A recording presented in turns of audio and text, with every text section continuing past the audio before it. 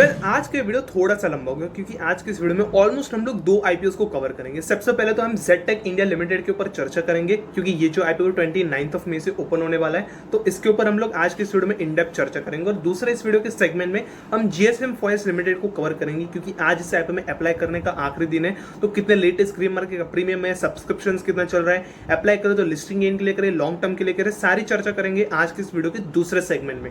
लेकिन सबसे पहले सेगमेंट में हम जेडटेक इंडिया लिमिटेड को डिस्कस करेंगे कि क्या इस कंपनी के आईपीओ डिटेल्स है, फाइनेंशियल्स, कंपनी डिटेल्स क्या है, सारी चर्चा करेंगे आज के इस वीडियो में। तो सबसे पहले जेडटेक इंडिया लिमिटेड की कंपनी की वेबसाइट पर चले जाएंगे।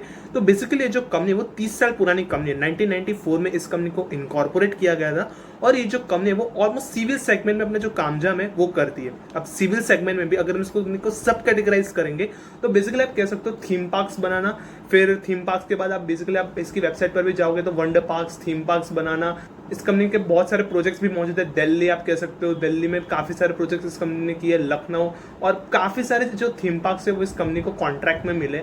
वहीं पर आप कह सकते हो गिस यानी कि industrial and waste management systems को क्रिएट करना, जो कि काफ़ी सारी कंपनीज जो है इस कंपनी की ऑलरेडी कॉन्ट्रैक्टर है, जैसे कि आप कह सकते हो आदित्य बिरला, फिर जय केमिकल्स इंडस्ट्रीज, काफ़ी बड़ी बड़ी कंपनीज इस कंपनी की कॉन्ट्रैक्टर्स है, इस कंपनी लिस्ट में आती है। वहीं पर जियोटेक यानी कि जियोथर्मल सॉल्यूशंस प्रोवाइड करवाना, जियोटेक सॉल्यूशंस। तो कहने की ये जो कंपनी है वो ओवरऑल अगर हम देखेंगे तो सिविल सेगमेंट की एक कंपनी है और उसमें भी अगर हम देखेंगे तो कहने की जो कंपनी वो 3 सेगमेंट्स में मेजरली डिवाइड कर दी गई है।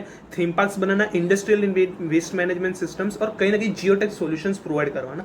बेसिकली जो 3 कामकाज है वहां पर एक कंपनी ऑलमोस्ट अपने जो प्रोजेक्ट्स है, अपने जो सर्विसेज है वो प्रोवाइड करवाती है और ऑलमोस्ट 30 साल पुरानी कंपनी। तो वैसे अगर हम देखेंगे तो वेबसाइट के मुताबिक ये कंपनी काफी शानदार नजर आ रही है ओवरऑल। बाकी अब आगे चलते हैं और इस कंपनी के फाइनेंशियल्स और सारी इन डेप्थ चर्चा करेंगे। तो बस छोटा सा इंट्रो और उसके बाद शुरू करते हैं इस वीडियो के पहले सेगमेंट को। So let's begin.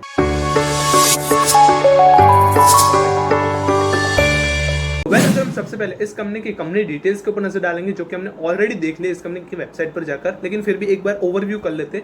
ये कंपनी 1994 के नवंबर में इनकॉर्पोरेट कर दी गई थी और ये जो कंपनी है वो बेसिकली सिविल इंजीनियरिंग प्रोडक्ट्स जो है वो प्रोवाइड करवाती है और साथ ही state of the art speciality जैसे कि geotechnical solutions, infrastructure and civil construction projects जो है वो इंडिया में ऑफर करती है। वहीं पर देखेंगे ये जो कंपनी वो एक्टिवली इन्वॉल्व है in waste management sector, focusing on creating theme parks जो कि रिसाइकल स्क्रैप मटेरियल से बनाए जाते हैं थीम पार्क्स को। वहीं पर जो कंपनी है वो innovative, safe and eco friendly engineering solutions provide करवाती है, जो कि इन 3 मेनली सेगमेंट्स में डिवाइडेड है। अगर हम आगे देखेंगे तो इस कंपनी की क्लाइंट लिस्ट में भारतीय infra projects limited, Dilip Buildcon limited, GMR infra limited, फिर आप एनसीसी लिमिटेड काफ़ी फेमस कंपनी है।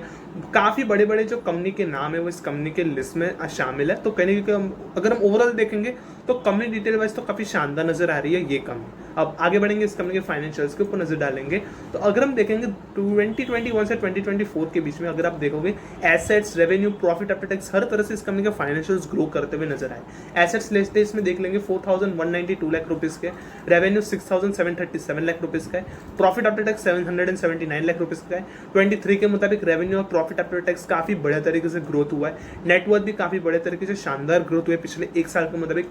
2191 लाख रुपीज की नेटवर्थ है। रिजर्व्स 1250 लाख रुपीज के आसपास की और टोटल बोरोइंग्स 130 लाख रुपीज की है। ऑलमोस्ट इस कंपनी का डेप्ट इक्विटी 0.6 के आसपास का होना चाहिए, उससे ज्यादा इस कंपनी का डेप्ट इक्विटी नहीं होने वाला है। इस कंपनी के पिछले एक साल के फाइनेंशियल ईयर का अगर हम ओवरव्यू कर लेंगे तो रेवेन्यू में 160% से ग्रोथ हुआ है और प्रॉफिट आफ्टर टैक्स में ऑलमोस्ट 296% से ग्रोथ हुआ है। तो कहने के अगर हम देखेंगे तो company detail wise, financial wise ये कंपनी काफी सही तगड़ी नजर आ रही है अगर हम वैसे देखेंगे तो।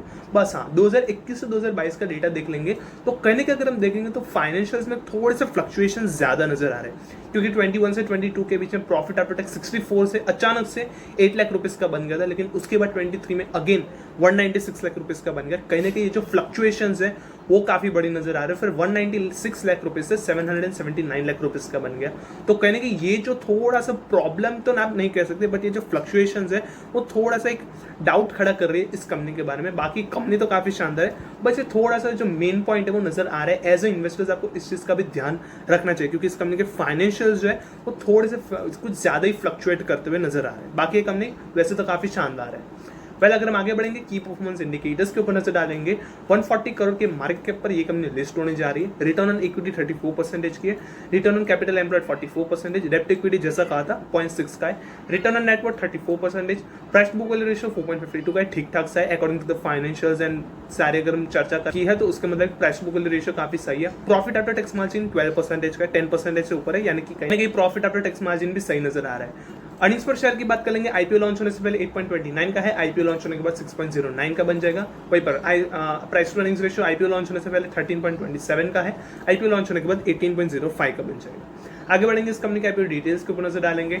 29 मई से आईपीओ ओपन होगा, 31 मई तक आईपीओ ओपन रहेगा। 10 रुपीज की फेस वैल्यू है, 104 रुपीज से 110 रुपीज के इस कंपनी का प्राइस बैंड रखा गया है। 1200 शेयर का एक लॉट होने वाला है। ऑलमोस्ट आप कह सकते हो 37 करोड़ का ये आईपीओ सारा का सारा फ्रेश इश्यू है और एनएससी के एसएमई सेगमेंट में इस कंपनी की लिस्टिंग होगी। पेपर अलॉटमेंट्स की बात करेंगे, 3 जून को अलॉटमेंट्स, 4 जून को रिफंड्स मिल जाएंगे और शेयर्स भी आपके डीमैट अकाउंट में क्रेडिट हो जाएंगे और 4 जून को ही इस कंपनी की लिस्टिंग होनी है। वहीं पर आगे बढ़ेंगे, लॉट साइज की बात करेंगे, एक लॉट में आपको 1,32,000 रुपीज इन्वेस्ट करने पड़ेंगे। वहीं पर अगर मैक्सिमम कैटेगरी देख लेंगे, एचएनआई में इन्वेस्ट करने के लिए 2,64,000 रुपीज मिनिमम इन्वेस्ट करने पड़ेंगे। 82% की पर होल्डिंग आईपीओ लॉन्च होने से पहले, आईपीओ लॉन्च होने के बाद 60% की रह जाएगी। वहीं पर आगे बढ़ेंगे, इस कंपनी की जीएमपी के ऊपर नजर डालेंगे। हाल फिलहाल 27 को इस कंपनी का जीएमपी ऑलमोस्ट 65 रुपीज का बताया जा रहा है। ऑलमोस्ट 59% की लिस्टिंग गेन्स मिल सकते हैं। 175 रुपीज पर इस कंपनी की एस्टिमेटेड लिस्टिंग प्राइस नजर आ रही है। तो कहने के अगर हम देखेंगे तो वैसे तो कंपनी काफी शानदार नजर आ रही है मीडियम से लॉन्ग टर्म के लिए। लिस्टिंग गेन के लिए भी अप्लाई करना चाहते हो डेफिनेटली इस कंपनी में कर सकते हो। ऑलमोस्ट 60% के लिस्टिंग गेन्स आईपीओ ओपन होने से पहले ही दिखाई दे रहे हैं। तो कहने की कंपनी तो वैसे काफी शानदार है। अब इस वीडियो के दूसरे सेगमेंट पर आते हैं जो कि है जीएसएम फॉइल्स लिमिटेड के बारे में। तो सबसे पहले तो इस कंपनी के सब्सक्रिप्शंस के ऊपर नजर डालेंगे तो मार्केट मेकर 1 टाइम से सब्सक्राइब हो चुके हैं, एनआई कैटेगरी 30 टाइम से और वहीं पर रिटेल कैटेगरी 104 टाइम से सब्सक्राइब हो चुकी है। टोटली आईपीओ 67.59 टाइम से सब्सक्राइब हो चुका है। डे 2 पर काफी शानदार रिस्पॉन्स देखा गया इस कंपनी में।